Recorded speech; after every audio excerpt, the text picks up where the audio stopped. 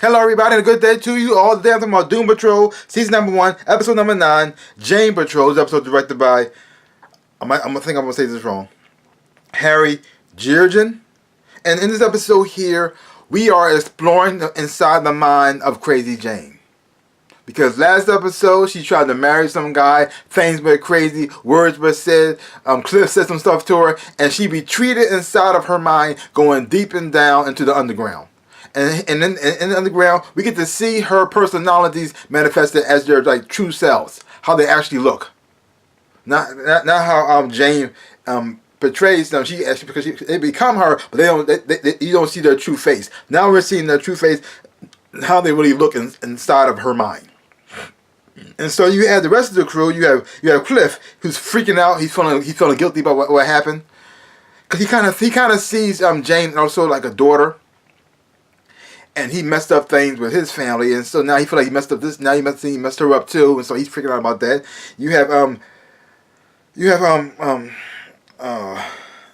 Rita trying to break her up the best, but she know how, and it's not working. And you got Victor trying to he can look at her and scan her body and see that she's physically fine, but he can't do nothing inside of her mind. And then he suggests that maybe they could do like a magic school bus, shrink down and get inside of her brain, and then negative man's spirit, Larry's spirit inside of him, the negative spirit came out and then caused Cliff and Mary Jane to pretty much mind link. And so now you got Cliff inside of her mind, inside of Crazy Jane's mind, to pretty much find out what's wrong, if he can help fix the problem, and then hopefully bring her back home. So in this whole entire episode, all we're doing is pretty much focus. This whole episode is just focused on Jane, exploring her inner thoughts, her personalities, and also finding the pretty much the source and the reason for the split in the first place. You find out her relationship she had with her father, which was not good. What is up with? Oh man, that's so messed up. So he found out that her father was molesting her. Most likely it was going on for a pretty long time. And so I guess going through that traumatic thing constantly all the time, caused her personality to pretty much break in two. And I'm thinking whatever happened to her later on down the road with the experimentations and didn't help none either. Yeah.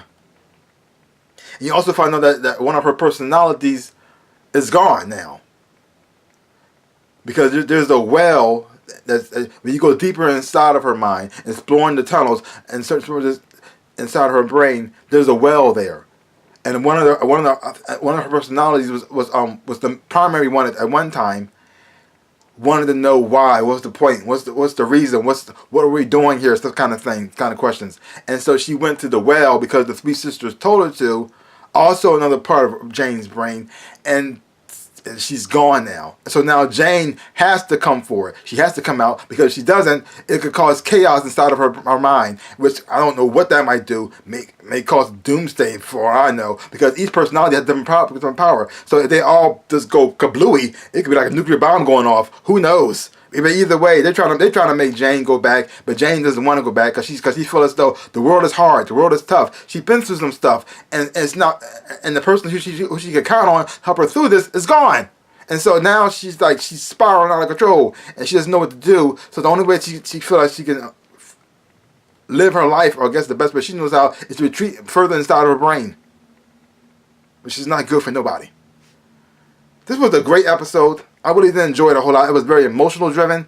I even teared up sometimes. The acting performance from Deanne Guerrero is just phenomenal. And I really do like her relationship she has with Cliff, and Brendan Fraser did an amazing job in this episode too, because mostly focuses on them, and most everybody else is mostly like a side character. Then you don't see much of Rita and Victor and Larry. They're there in the beginning, but this whole entire episode is just focusing and exploring inside Jane's mind, and watching Cliff trying to do everything he possibly can to help her through her problem and hopefully save her. Oh, it was done so well. The acting was just fantastic.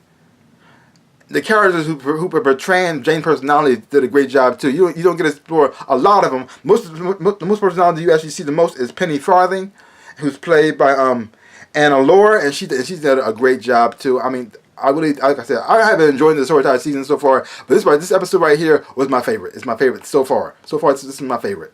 Oh my God, it's done so well. If you haven't been watching this show, I highly recommend it. Because each episode is something you just never seen before.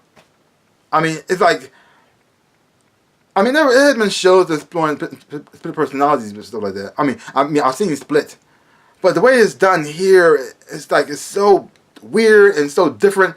It's like a fantasy, but at the same time, it's real. It was gritty. It's like, oh, it was just done so well. Oh my God, I love this episode. So don't take my word for it. Go check it out for yourself if you haven't seen it.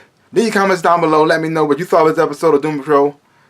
So that's pretty much all I gotta say about that. So give my channel a big like, hit the thumbs up, shaboop, and subscribe to my channel and share. I really appreciate it, like I always say, in my dreams and in my life. I am the Ninja Rabbit. Peace out, peoples.